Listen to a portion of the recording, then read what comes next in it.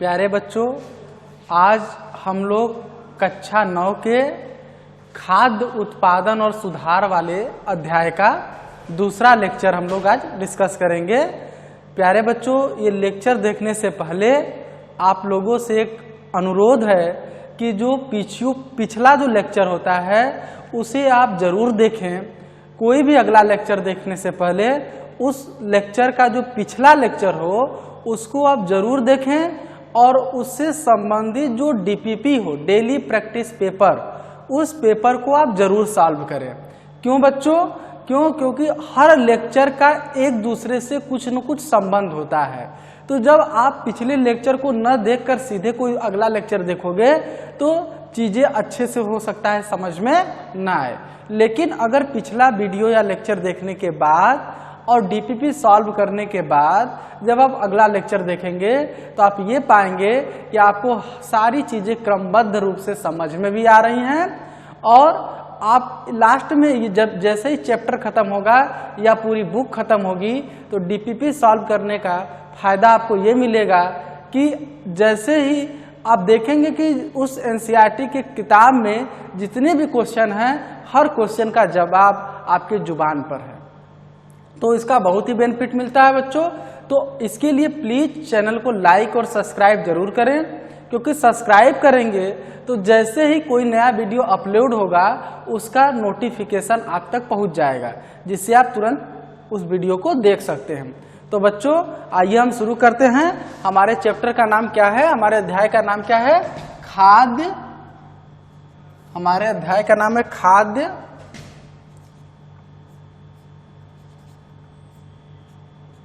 उत्पादन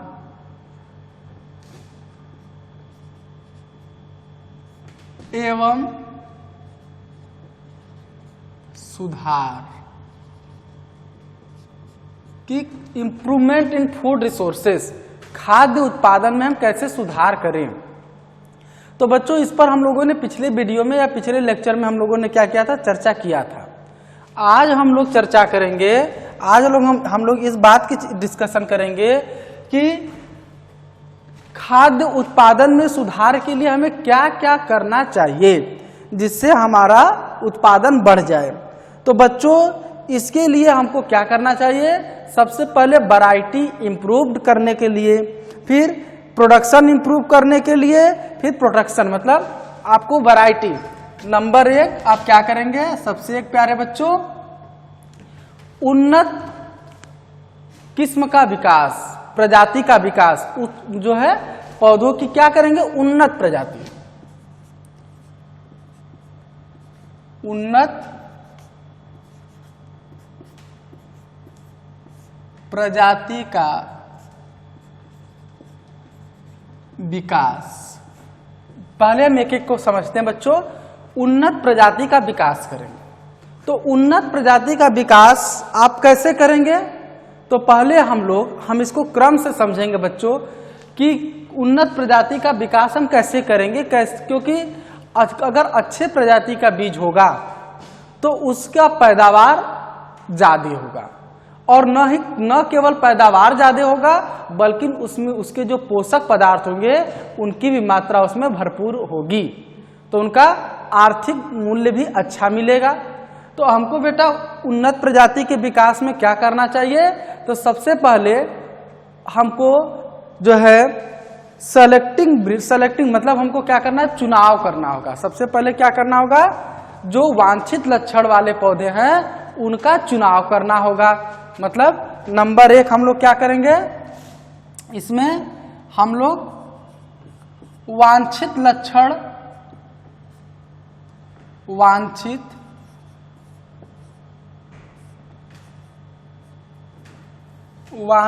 लक्षणों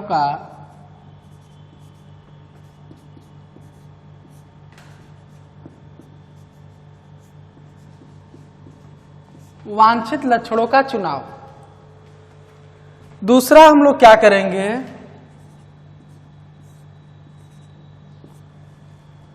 संकरण कराएंगे। क्या कराएंगे? संकरण।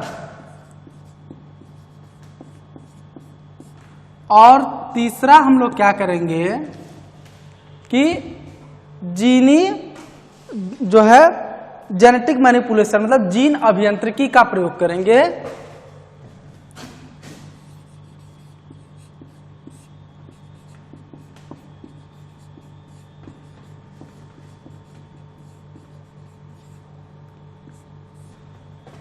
तो बच्चों हमको उन्नत प्रजाति के विकास के लिए 3 चीजें करनी है।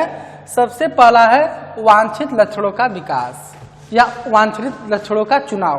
तो देखिए जैसे हमें जो लक्षण हम चाहते हैं कि इस प्रजाति में होना चाहिए, उस प्रजाति के उस तरह के लक्षण जैसा कि हम लक्षण चाहते हैं उस तरह के लक्षण का पहले हमको सिलेक्शन करना होगा।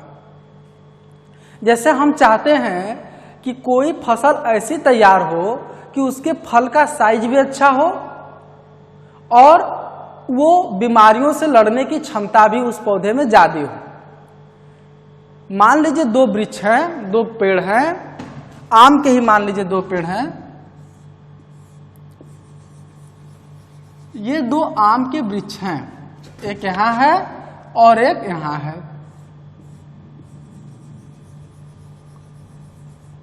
ये आम के 2 वृक्ष हैं। इस वृक्ष की विशेषता ये है कि इसके फल का आकार छोटा है। क्या ध्यान दीजिएगा, फल का आकार छोटा है। इसका क्या विशेषता है, फल का आकार बड़ा है। नंबर 1। नंबर 2 बात कर रहा है कि रोग प्रतिरोधक क्षमता अधिक है। रोग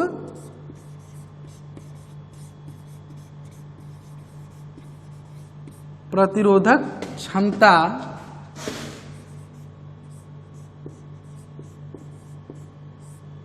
अधिक है।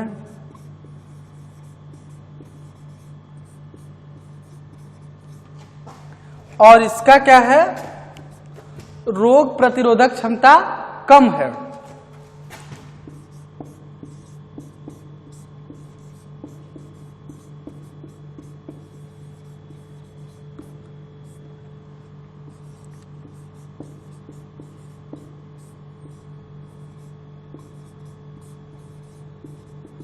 देखिए बच्चों, अब हम देख रहे हैं कि हमको पौधा में पहले वृक्ष में क्या फल का आकार छोटा है। मान लीजिए फल क्या है, फले हुए हैं लेकिन इनका आकार छोटा है। और दूसरा वृक्ष में देख रहा है कि फल का आकार बड़ा है। यहाँ पर क्या है, मान लीजिए यहाँ पे फल लगे हुए हैं लेकिन इसका आकार काफी बड़ा है।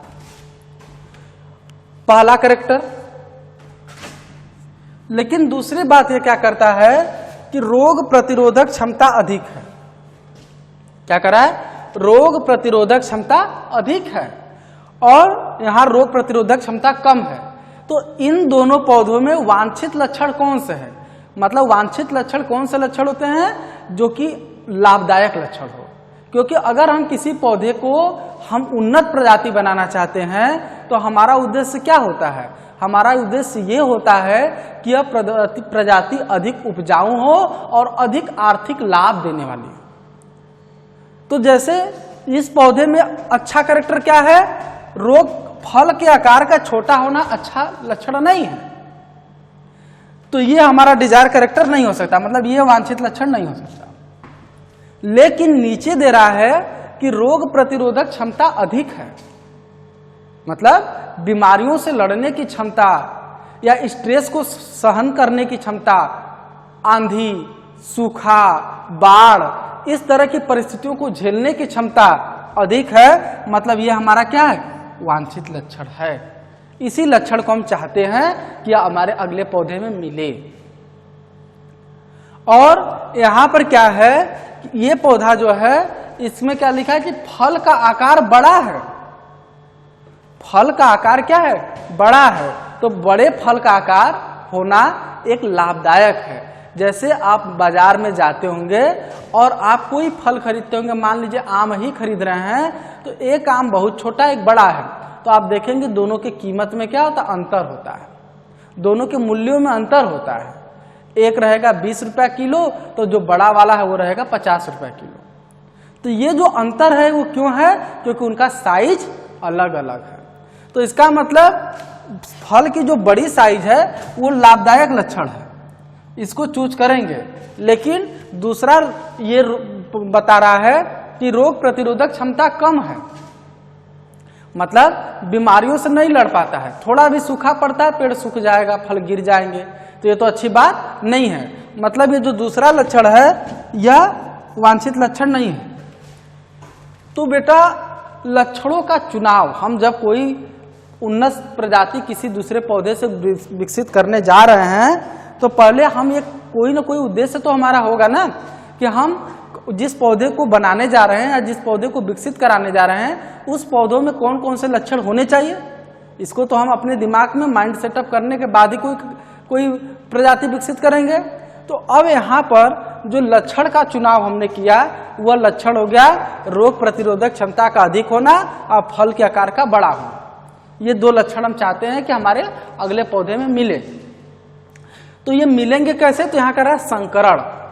संकरण का मतलब होता है कि अब ये जो पौधा है नंबर 1 और नंबर 2 इन दोनों के मध्य कराया जाएगा क्रॉस या संकरण। इस तरह से कराए जाते हैं बच्चों। देखिए मैं इसको मिटा रहा हूं।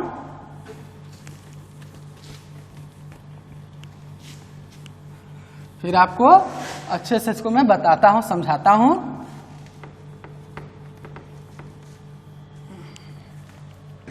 तो देखो बच्चों यहां पर क्या है कि अब इन दोनों पौधों के मध्य हम कराएंगे संकरण।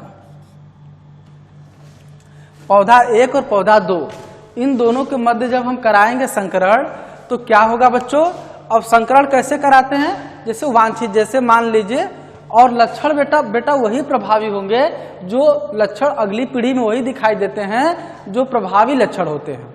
और यहाँ पर प्रभावी लक्षण क्या है, रोग प्रतिरोधक क्षमता का अधिक होना, और यहाँ पर प्रभावी लक्षण क्या है, फलों के आकार का बड़ा होना। तो उससे संबंधित जीन होते हैं जिसको कि हम बड़े क्लासों में अच्छे से पढ़ेंगे। तो यहाँ हम क्या करते हैं, अब इस पौधे का परागकण इस पौधे के वर्तिकाग्र पर लेकर जाएंगे।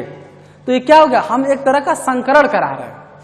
अपने वांछित लक्षण को प्राप्त करने के लिए दो अलग अलग गुण वाले लेकिन एक ही प्रजाति वाले पौधों के बीच हम क्या करा दिए, संकरण। ये उन पौधों के आपस में जो ब्रीड हम करा रहे हैं उसी को क्या कहता है, संकरण। और संकरण के बाद जो तीसरा मैंगो का प्लांट हमको यहां पर मिलेगा, यहां जो मिला इसमें दोनों के गुण होंगे। गुण क्या होगा कि फल का आकार, फल का आकार बड़ा होगा, और दूसरा क्या होगा, नंबर 1 कैरेक्टर मिलेगा हमको, और दूसरा होगा रोग प्रतिरोधक क्षमता।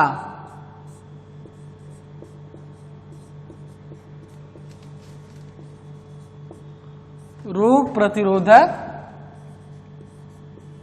क्षमता अधिक होगी।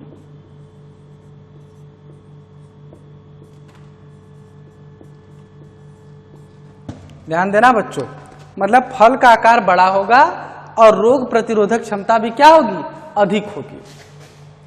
तो लक्षण का चुनाव हो गया और दो अच्छे लक्षण वाले पौधों के बीच संकरण कराकर और ज्यादा बढ़िया वैरायटी हम लोग क्या किए, ग्रो कर लिए, उत्पन्न कर लिए। और एक होता है जीन अभियांत्रिकी, मतलब जीन में हम क्या करते हैं, उनके जीन में कुछ परिवर्तन करते हैं। जैसे अगर कोई खराब जीन है तो उसको काटकर निकालते हैं और अच्छा जीन उसमें जोड़ते हैं। जैसे बच्चों मैं इसका उदाहरण आपको बता रहा हूं, एक यूरोपीय देशों में, यूरोपियन कंट्री जो होती हैं वहां चावल बहुत खाया जाता है, लेकिन यह देखा गया कि चावल खाने में बेटा कार्बोहाइड्रेट तो खूब मिलता है लेकिन विटामिन ए नहीं मिलता है। तो उनमें देखा गया कि वहां के लोगों में विटामिन ए की कमी हो जा रही है। और विटामिन ए की कमी के कारण उनको कौन सा रोग हो जा रहा है? नाइट ब्लाइंडनेस, मतलब रतौंधी की रोग, रातों को कम दिखाई देना। अब किया क्या गया, वहां के वैज्ञानिकों ने किया क्या कि जो गाजर में विटामिन ए वाला जीन है उसको चावल में डाल दिया, चावल के पौधे में डाल दिया। अब जब उससे पौधा उगा तो उस पौधे में कार्बोहाइड्रेट तो था ही साथ विटामिन ए भी था। तो इस चावल को नाम दिया उन्होंने गोल्डन राइस। क्या नाम दिया? Golden rice. और ये गोल्डन राइस जो था उसमें विटामिन ए भी पाया जाता था, तो वहां के लोगों की जो समस्या थी रतौंधी वाली वो धीरे धीरे सॉल्व हो गई, खत्म हो गई, समाप्त हो गई। क्यों? क्योंकि उनको विटामिन ए अब मिलने लगा। तो बच्चों ये जो होते हैं उन्नत प्रजाति के विकास के माध्यम होते हैं। और आप देखेंगे कि हरित क्रांति में भी कृत्रिम परागण, मतलब कृत्रिम का मतलब देखो परागण आप लोगों ने पढ़ा होगा दो तरह का, स्वपरागण और पर परागण। जिस स्वपरागण जो अपने से होता है और पर परागण जो किसी कीट, हवा या जल किसी माध्यम द्वारा होता है। लेकिन कृत्रिम परागण वो होता है जो मानव अपने से स्वतः करता है। मतलब पौधे में जैसे हम चाहते हैं कि एक मान लीजिए एक बौना मटर का पौधा, एक लंबा मटर का पौधा है, हम चाहते हैं कि लंबे का ही संकरण कराना है, तो उसके लिए हम क्या करेंगे? हम कृत्रिम परागण करते हैं, क्योंकि वो हम चाहते हैं। हम परागण को ब्रश में लेकर लंबे पौधे के, मटर के पौधे के वर्तिकाग्र पर ले जाते हैं। तो ये क्या है? हम जैसा चाहते हैं वैसा संकरण करा रहे हैं, तो इसको हम कृत्रिम परागण करते हैं। और कृत्रिम परागण का हरित क्रांति में बहुत बड़ा योगदान रहा है। खाद्य पदार्थों के उत्पादन में इसका विशेष महत्व रहा है। और दूसरा है बच्चों कि प्रोडक्शन इंप्रूवमेंट, कि हम प्रोडक्शन को कैसे बढ़ाएं। तो इसके लिए बेटा हम लोग थोड़ा सा अगला चर्चा करेंगे कि उत्पादन प्रबंधन। ये तो हो गया उन्नत प्रजाति का विकास। अब हम देखेंगे उत्पाद प्रबंधन जो है कि कैसे क्या करें, या प्रोडक्शन इंप्रूवमेंट मतलब कि उत्पादन क्या हो जाए? उत्पादन में वृद्धि हो जाए। उत्पादन में कैसे वृद्धि होना है तो इसको, या उत्पादन में कैसे सुधार किया जाए, इस पर हम लोग चर्चा करेंगे।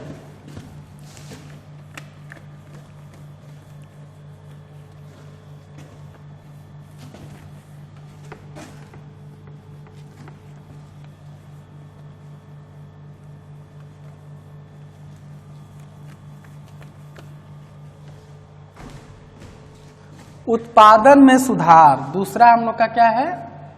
सेकंड, उत्पादन में सुधार।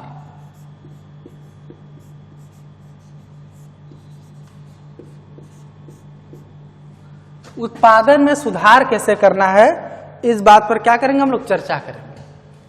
तो बच्चों देखिए यहां पर उत्पादन में सुधार कैसे किया जाएगा, तो इसकी कुछ मैकेनिज्म है, कुछ तरीका है।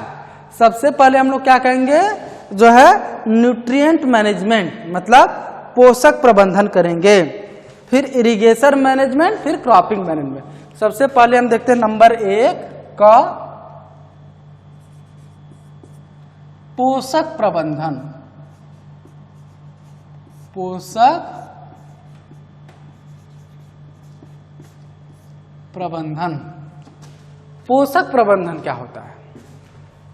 जैसे बच्चों कि पोषक पदार्थ, हम जानते हैं कि सभी जीवधारियों को अपने जीवन चक्र को सुचारू रूप से संचालन हेतु या अपने दैनिक कार्यों का ठीक से निपटारण हेतु ऊर्जा की आवश्यकता होती है। शरीर के वृद्धि और विकास के लिए प्रोटीन और फैट की आवश्यकता होती है, तमाम तरह की चीजों का आवश्यकता होती है। तो ये जो चीजें जो हमारे जीवन के सही रूप से चलने के लिए आवश्यक होती हैं, जिन्हें कि हम भोज्य पदार्थ के माध्यम से ग्रहण करते हैं, वो क्या कहलाते हैं? पोषक पदार्थ। तो बच्चों पौधों को भी कुछ पोषक पदार्थ चाहिए, कुछ खनिज तत्व चाहिए जो वो मिट्टी से लेते हैं। भोजन तो वो प्रकाश संश्लेषण में बनाते हैं, लेकिन जो पोषक पदार्थ है, जैसे कुछ पोषक पदार्थ जैसे मेरे कहने में नाइट्रोजन, सल्फर, ये जो तत्व हैं, इनको ये कहाँ से लेंगे? तो इनको ये मिट्टी में से लेते हैं, सॉइल से लेते हैं। अब बात इस समझना इस बात का है कि जरूरी नहीं है कि जो पोषक पदार्थ पौधे को चाहिए वह पोषक पदार्थ उस मिट्टी में हो सकता है उसके अलावा कोई दूसरा हो, लेकिन पौधे को हो सकता है मिट्टी में सब कुछ हो, सल्फर ना हो, या मिट्टी में सब कुछ हो, फास्फोरस ना हो, और पैदावार वहां कम हो रही है। तो हमको क्या करना है, पोषक प्रबंधन। हमको अंधाधुंध उर्वरकों का प्रयोग नहीं करना है। उर्वरक क्यों डाले जाते हैं? पोषक पदार्थों की आपूर्ति के लिए। तो हमको उसका अंधाधुंध उपयोग नहीं करना है, बल्कि करना क्या है, अंधाधुंध उपयोग के बजाय हमको उसका एक वैज्ञानिक उपयोग करना है। और बच्चों, आपने देखा होगा कि अगल बगल खेती किसानी में आपने देखा होगा कि अगर दो किसान के खेत अगल बगल हैं और वो देखता है कि वो किसान अपने खेत में यूरिया नामक खाद डाल रहा है, तब इसको भी लगता है कि हमको भी उसने डाल दिया तो हमको भी यूरिया डालना चाहिए। ये खेती का अच्छा तरीका नहीं माना जाएगा। अगर आप वैज्ञानिक तरीके से खेती करते हैं जैसे, तो आपको कुछ प्रबंधन अपनाने पड़ेंगे, मैनेजमेंट करना होगा, जिससे आपका कम लागत हो लेकिन उत्पादन ज्यादा हो। ध्यान दीजिएगा बच्चों, लागत भले कम हो जाए लेकिन उत्पादन में कमी नहीं होनी चाहिए। यहां पर ध्यान देने वाली बात है। तो बच्चों, जैसे कि अब इसके लिए हम क्या करेंगे, जांच करेंगे। जैसे डॉक्टर के पास अगर रोगी जाता है तो डॉक्टर ऐसे भी दवाई दे सकता है, लेकिन डॉक्टर बीमारी को कंफर्म करने के लिए क्या कराता है, जांच। कि ये जाइए जांच कराइए कि, और जांच से पता चल जाएगा कि आपको ये बीमारी है तो मैं उसी की दवा चला दूंगा, आपकी बीमारी ठीक हो जाएगी। नहीं तो डॉक्टर क्या करेगा, अगर आपने कहा कि मुझे दर्द है तो पेट दर्द, बदन दर्द, सर दर्द, हर चीज की दवा दे देगा, और उसमें आवश्यकता से अधिक दवाओं खाने के कारण आपको अन्य दूसरी गंभीर समस्या उत्पन्न हो जाएगी। तो उसी तरह खेती में भी क्या है कि अगर मिट्टी को सल्फर की जरूरत है और आप नाइट्रोजन डाल रहे हैं तो मिट्टी की जरूरत तो पूरी नहीं हुई, बल्कि अधिक उर्वरकों के प्रयोग से आपकी मिट्टी बंजर होती जाएगी, पैदावार और कम हो जाएगा बढ़ने के बजाय। तो इसके लिए हमको क्या करना होता है, पोषक प्रबंधन। और पोषक प्रबंधन में बच्चों हम लोग करते क्या है, मिट्टी की जांच कराते हैं, और पौधों को देखो जो पोषक पदार्थ चाहिए उनकी मात्रा 17 है, उनका नाम, उनकी जो उनकी संख्या वो 17 पोषक पदार्थ ऐसे हैं जो पौधों को चाहिए ही चाहिए। इसमें से कुछ ऐसे हैं जो कि थोड़ा ज्यादा मात्रा में चाहिए, उनकी संख्या 9 है।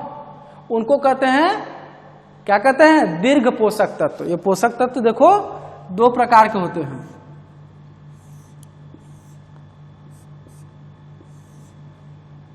नंबर 1 दीर्घ,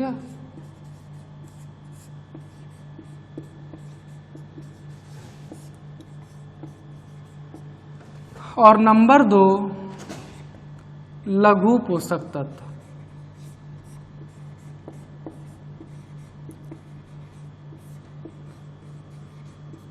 लघु पोषक तत्व मतलब दीर्घ और लघु।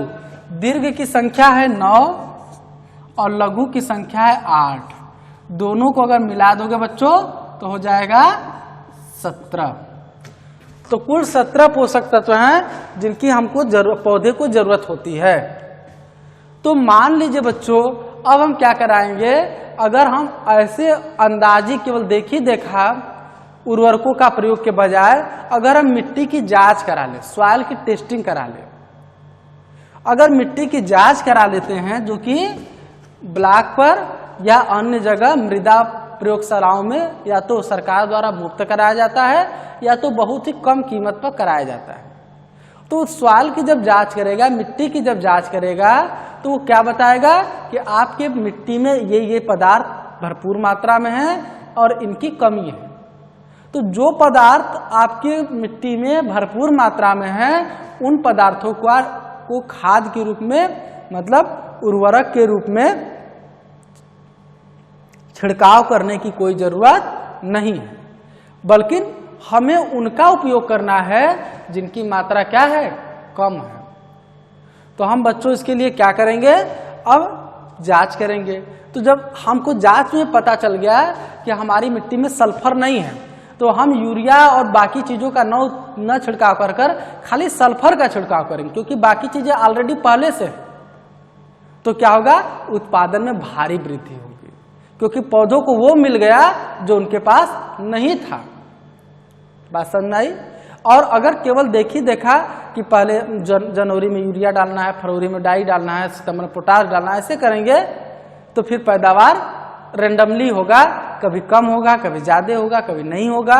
मतलब लागत भी अधिक लग गया, बिना फालतू के आपने पोषक पदार्थ भी डाल दिए और उत्पादन भी क्या हो गया, कम हो गया।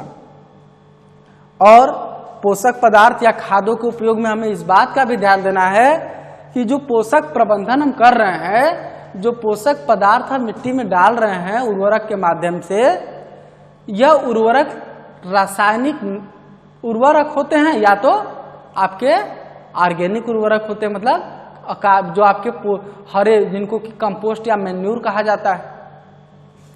तो बच्चों, अगर रासायनिक उर्वरकों का आप ज्यादा प्रयोग करोगे तो रासायनिक उर्वरकों के निरंतर प्रयोग से जो मृदा की, जो मिट्टी की अपनी जो उत्पादन क्षमता होती है वो खुद कम हो जाती है। और एक समय ऐसा आएगा कि आप देखेंगे कि बिना रासायनिक उर्वरक के आपकी मिट्टी से कुछ भी उत्पन्न नहीं हो रहा है। मतलब रासायनिक उर्वरकों का जो बहुत ही ज्यादा जरूरत पड़ जाएगी और आपकी मिट्टी की नेचुरल जो प्राकृतिक उर्वरक क्षमता वो धीरे धीरे कम होती जाएगी और मिट्टी उर्वर जो मिट्टी थी वो अब क्या, बंजर भूमि हो जाएगी। तो इससे बचने के लिए हम लोग क्या करते हैं, सड़ी गली पदार्थों से बने खाद, गोबर से बने जो आपके खाद होते हैं, जिन्हें कंपोस्ट या मैन्यूर कहते हैं, या कंपोस्ट जो केचुआ से बना खाद होता है, और सड़े गले चीजों से बने जो खाद होते हैं उनको मैन्यूर, और केचुआ से बने हुए खाद को कंपोस्ट कहा जाता है। तो कंपोस्ट या मैन्यूर का जब प्रयोग करेंगे तो बच्चों ये क्या है, जैविक चीजें हैं जो कि किसी सजीव के द्वारा बनी है, या तो सजीव के मृत शरीर के अपघटन से बनी है, विघटन से बनी है, या तो केचुआ से जो खाद बनाई जाती है आप उसको समझ रहे हैं कि वो भी किसी सजीव द्वारा ही बनाया गया केचुआ से। तो जब उसको मिट्टी में डालते हैं तो वो काफी फ्रेंडली होता है, मतलब वो हमारी मिट्टी की उर्वरा क्षमता को हमेशा बढ़ाएगा, वो उसे कभी बंजर नहीं बनाएगा। तो किस तरह के उर्वरक का उपयोग करना है पोषक प्रबंधन में, इसका भी जानकारी होना बेहद और बेहद जरूरी होता है। अब बच्चों, इरिगेशन इंप्रूवमेंट मतलब सिंचाई से संबंधित सुधार। पहले उन्नत प्रजाति का विकास किए, उत्पादन में सुधार में पोषक प्रबंधन कर लिए, अब सिंचाई का भी प्रबंधन करना होगा।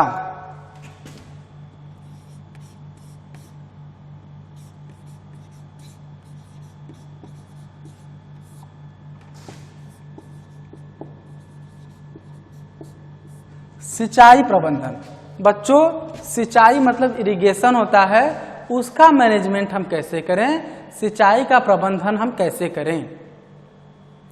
तो प्यारे बच्चों, सिंचाई का प्रबंधन जैसे आप लोगों ने सुना होगा, कहा जाता है जल नहीं तो कल नहीं, स्लोगन कहा जाता है, या लोग कहते हैं जल ही जीवन है। तो जल जीवन है, तो जल जीवन केवल मनुष्यों के लिए नहीं है बल्कि वो समस्त सजीव प्राणियों के लिए जल जीवन है, क्योंकि हमारे शरीर की जो ज्यादातर जो प्रक्रियाएं होती हैं, जो हमारे शरीर के अंदर जो रिएक्शन, जो अभिक्रियाएं होती हैं, उनके लिए जल एक माध्यम उपलब्ध कराता है। और सजीवों के शरीर का जंतु है तो लगभग 65 से 67% तक भाग, और पौधों में लगभग 75% तक भाग, जो उनके वजन का जो भाग होता है वो जल के द्वारा ही होता है, जो ये खुद बताती है कि जल का हमारे जीवन में कितना बड़ा योगदान या भूमिका होता है। तो पौधों में भी जल की भूमिका होती है। तो पौधों को क्या है, पानी पर्याप्त मात्रा में मिले। तो पहले बच्चों क्या था, सिंचाई का साधन जो था बहुत अच्छा नहीं था, और पानी का व्यय भी ज्यादा होता था और पैदावार भी कम होती थी, क्योंकि सिंचाई कभी ज्यादा मिल गई कभी कम मिल गई। तो आज जब समय विकसित होता गया तो सिंचाई के नए नए साधनों का भी विकास होता गया, और यह साधन जो है ऐसे विकसित किए गए कि पौधे को तो भरपूर पानी मिलेगा लेकिन पानी की बर्बादी नहीं होगी। जैसे स्प्रिंकलर, मतलब आपका जैसे फव्वारा विधि जिसे कहते हैं, फव्वारा का मतलब होता है जैसे फुब्बारा निकलता है, उस तरह में क्या होते हैं, खेतों में नालियां बिछी रहती हैं। हाँ तो बच्चों, पोषक प्रबंधन के बाद नेक्स्ट आता है हम लोग का पोषक प्रबंधन में के बाद सिंचाई प्रबंधन। क्योंकि जैसे कि हम लोग जानते हैं कि पौधों को भी जल की बहुत ही आवश्यकता होती है, तो सिंचाई के अगर अच्छे साधन होंगे, हर खेतों तक पानी होगा, हर पौधे को पानी मिलेगा, और मिलना भी कितना चाहिए, जितनी जरूरत हो। जरूरत से अगर अधिक पानी होगा तो भी पौधा अच्छा रिजल्ट नहीं देगा या गल जाएगा, नष्ट हो जाएगा। तो देखिए सिंचाई के उन्नत तकनीक विकसित हुए, जैसे फव्वारा विधि। फव्वारा विधि में क्या होता है कि पाइप लाइन बिछी रहती है खेतों में, और जगह जगह फव्वारे टाइप लगे रहते हैं, जिससे पानी जो है बारिश की बूंदों की तरह नीचे गिरता है, जिससे पौधों के हर अंग हर भाग में पानी जाता है और पौधे का एकदम नेचुरल विकास होता है। या जहां पानी की और भी ज्यादा कमी है, वहां टपकन विधि द्वारा। टपकन विधि में क्या है कि बस पौधों की जड़ों के पास ही बूंद बूंद पानी जाता है, तो पौधे को तो भरपूर पानी मिलता है, लेकिन पानी का कोई नुकसान या पानी का अपव्यय नहीं होता है। तो प्यारे बच्चों, यहाँ आप जान लें कि जो है कि जल सिंचाई की नई नई तकनीक, जैसे पहले की तकनीक थी कुआं द्वारा, बावरी द्वारा, तो अब उसके जगह नहर, पंप, कैनाल, इस तरह के माध्यमों का, चैनल का अच्छा से विकास हुआ है, जिससे सिंचाई का जितना अच्छा प्रबंधन होगा, खेती उतनी अच्छी होगी, पैदावार उतना ज्यादा होगा। और बच्चों, इसके बाद हम लोग का क्या इसमें आता है कि क्रॉपिंग पैटर्न, मतलब कृषि का क्या पैटर्न होना चाहिए, मतलब कृषि का क्या एक पैटर्न होनी चाहिए जिससे कि पैदावार अच्छी हो, क्या तौर तरीके होने चाहिए, खेती हम कैसे करें, इस पर हमको कृषि का पैटर्न जो है क्या होना चाहिए, उस पर हम लोग चर्चा करेंगे। तो बच्चों, तीसरा हम लोग का है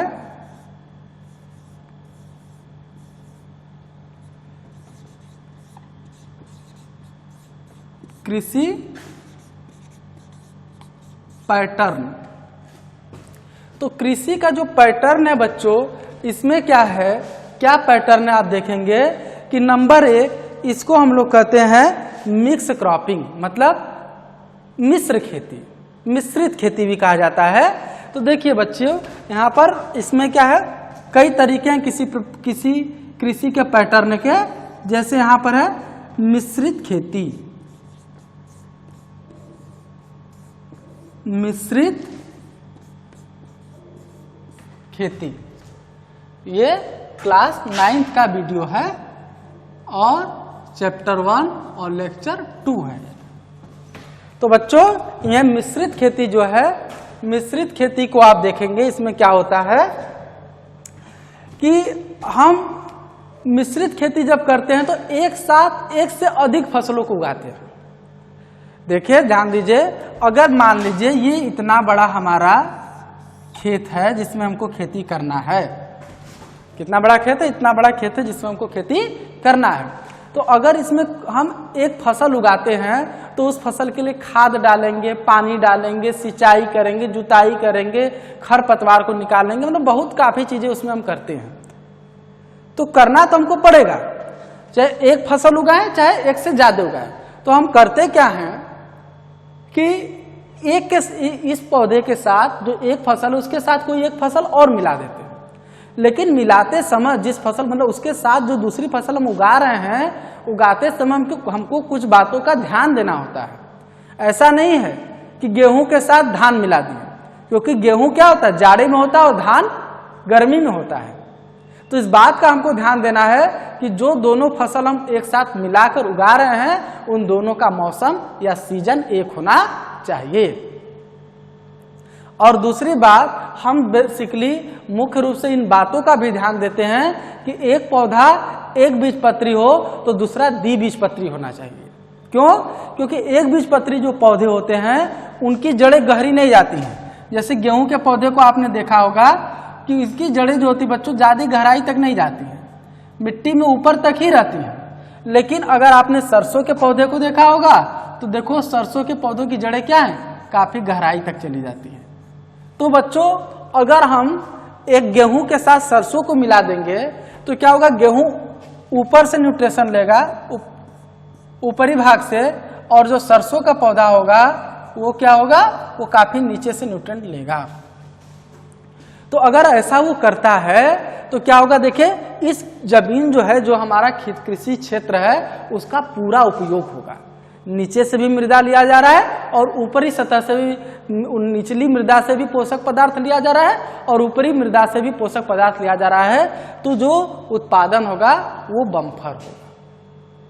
तो इस तरह से क्या होता है बच्चों, मिश्रित खेती में क्या करते हैं, एक से अधिक फसलों को एक साथ उगाते हैं। और दूसरा बच्चों, क्रॉप रोटेशन, मतलब फसलों का हम बदलाव करें। क्रॉप रोटेशन का मतलब अदल बदल कर फसल को, एक मिश्रित खेती हो गई और एक फसल चक्रीकरण।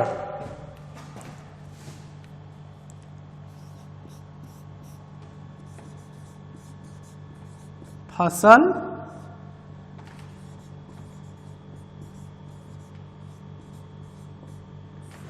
चक्रीकरण, इसमें क्या करते हैं बच्चों, हम जब पौधे को लगाते हैं तो जैसे हमारे यहाँ क्या है कि धान गेहूं इस तरह से बोते हैं। तो देखिए धान भी एक बीजपत्री है, गेहूं भी एक बीजपत्री है, तो दोनों मृदा के ऊपरी सतह से ही पोषक पदार्थ को लेते हैं। तो इससे होता क्या है कि जो हमारी जो कृषि क्षेत्र है उसका भरपूर उपयोग नहीं हो पाता। तो अगर हम एक बार एक बीजपत्री पौधा बोएं और दूसरी बार द्विबीजपत्री पौधा बोएंगे, तो जब एक बीजपत्री पौधा बोएंगे तो ऊपरी सतह से पोषक पदार्थ लिया जाएगा, और जब दूसरी बार द्विबीजपत्री पौधा बोएंगे तो निचली सतह से पोषक पदार्थ लिया जाएगा।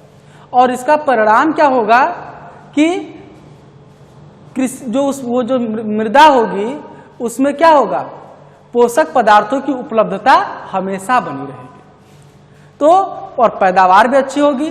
तो ये जो होता है फसल का चक्रीकरण करते रहना चाहिए। और जो है कि इंटरक्रॉपिंग, मतलब एक फसल से दूसरे फसल के बीच में क्या होना चाहिए, गैप होना चाहिए। जैसे बच्चों अगर इसी कृषि क्षेत्र में हम ऐसे रेंडमली बीजों को ऐसे फेंक दें कि तो कोई बीज देखो यहाँ गिरेगा, कोई यहीं गिर जाएगा, कोई यहीं और कोई यहाँ गिरेगा, तो देखो इस बीज से इस बीज के बीच बहुत ज्यादा दूरी है, लेकिन ये बीज एकदम पास पास है, तो इनके बीच कोई पैटर्न नहीं है, कोई एक बहुत 10 फीट दूरी पर है तो कोई 1 इंच की दूरी पर है। तो ये इससे जो पैदावार होगा वो कम होगा, बहुत कम होगा, क्योंकि ये खेती का एक अच्छा पैटर्न नहीं है। लेकिन अगर वही हम एक निश्चित दूरी पर क्यारियां बनाकर खेती करें तो उसकी गुड़ाई, निराई, जल भरना, ये सब क्या होगा, आसान होगा। और जब एक पौधे से दूसरे पौधे को एक निश्चित स्पेस मिलेगा, जगह मिलेगा, तो उनका वृद्धि और विकास भी अच्छा होगा। तो प्यारे बच्चों, आज के क्लास में हम लोगों ने क्या देखा कि खाद्य उत्पादन में सुधार कैसे करना है। और खाद्य उत्पादन में सुधार का हम लोगों ने 2 माध्यम, 3 होता है, एक उसको भी हम लोग पहले डिस्कस कर लेते हैं कि प्रोटेक्शन इंप्रूवमेंट, मतलब हम लोग को क्या करना है, प्रोटेक्शन मतलब उनको सुधार प्रबंधन, मतलब सुरक्षा प्रबंधन। जैसे ये आपका सुरक्षा प्रबंधन, नेक्स्ट हम लोग का है सुरक्षा प्रबंधन।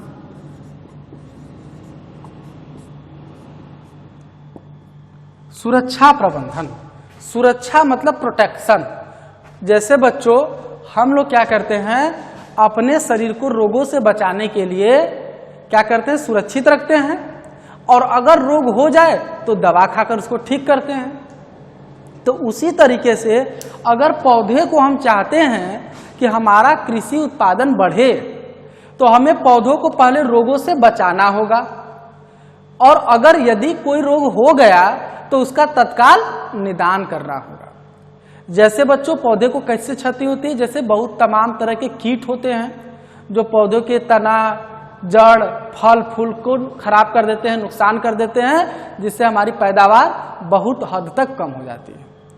तो पैदावार बहुत कम ना हो, इसके लिए हम लोग क्या करते हैं कि उसका प्रबंधन करते हैं। जैसे कीटों द्वारा, जैसे टिड्डियों द्वारा ये सब नुकसान न हो, इसके लिए हम क्या, इनको पेस्ट कहा जाता है, पीड़क कहा जाता है। जो हमारे पौधों को नुकसान करते हैं उनको पेस्ट करते हैं, और मतलब पीड़क कहा जाता है। और इनको मारने वाली जो रासायनिक पदार्थों का उपयोग करते हैं उनको हम पीड़कनाशी कहते हैं। पीड़कनाशी क्या कहा जाता है? पीड़कनाशी। तो इनको हम या तो रसायनों के उपयोग द्वारा हम क्या करते हैं, नष्ट करते हैं। जैसे अगर कोई रोग हो गया तो उस या न हो, उसके लिए कवकनाशी, कवक को मारना है तो कवकनाशी, कीटनाशी, इस सब का छिड़काव करते हैं। तो जब छिड़काव करते हैं तो कोई भी कीट उस पौधे को नुकसान नहीं पहुंचा पाता, जिससे हमारा पौधा उस रोग से बच जाता है। और जब रोग से बच जाएगा तो पैदावार क्या हो जाएगा? अधिक हो जाएगा। बच्चों, हमारे मुख्य फसल को अपतीर्ण मतलब खरपतवार जिसे कहते हैं, खरपतवार से भी बहुत नुकसान होता है। तो खरपतवार भी खेतों में नहीं रहने चाहिए। क्यों? क्योंकि अगर किसी खेत में खरपतवार है तो वो भी तो पौधा है। तो आप जल, खाद, पानी क्यों डाल रहे हैं कि आपका गेहूं का पौधा अच्छे से विकसित हो, और पता चला उसमें घास है और वो खाद, पानी, जल लेकर गेहूं से ज्यादा घास का पौधा विकसित हो गया। तो अब क्या करना है? हमको उस खरपतवार को समय समय पर निकालते रहना है, या उनके लिए हम कुछ खरपतवार नाशी का छिड़काव कर देते हैं, जिससे खरपतवार नष्ट हो जाए, समाप्त हो जाए। तो इससे भी क्या होती है? पैदावार कई गुना बढ़ जाती है। तो प्यारे बच्चों, आज हम लोगों ने क्या देखा आज की वीडियो में? खाद्य उत्पादन एवं सुधार। इसके हम लोग विभिन्न तरह के मेथड देखे कि उन्नत प्रजाति का विकास कैसे किया जाए। इसमें हम लोगों ने देखा वांछित लक्षणों का चुनाव क्या होता है, संकरण क्या होता है, और जीनी अभियांत्रिकी क्या होती है। और फिर हमने देखा उत्पादन में सुधार में जो है पोषक प्रबंधन कैसे करें, और सिंचाई प्रबंधन कैसे करें, और साथ में कृषि का पैटर्न क्या होना चाहिए, इसको भी हम लोगों ने देखा। और अभी हम लोगों ने देखा कीट मतलब कि जो है सुरक्षा का प्रबंधन, मतलब कीटनाशी का प्रयोग कितना करें, खरपतवार नाशी का प्रयोग कैसे करें, जिससे कि हमारी कृषि जो है हमेशा लाभ दे, हमको हमेशा बेनिफिट पहुंचाए। तो प्यारे बच्चों, आज का लेक्चर हम लोग यहीं समाप्त करते हैं, और हमें उम्मीद है कि आप इस वीडियो को पूरा अंत तक देखेंगे और इसे लाइक और सब्सक्राइब करना न भूलें, जिससे कि अगले वीडियो का नोटिफिकेशन आपको मिल जाए।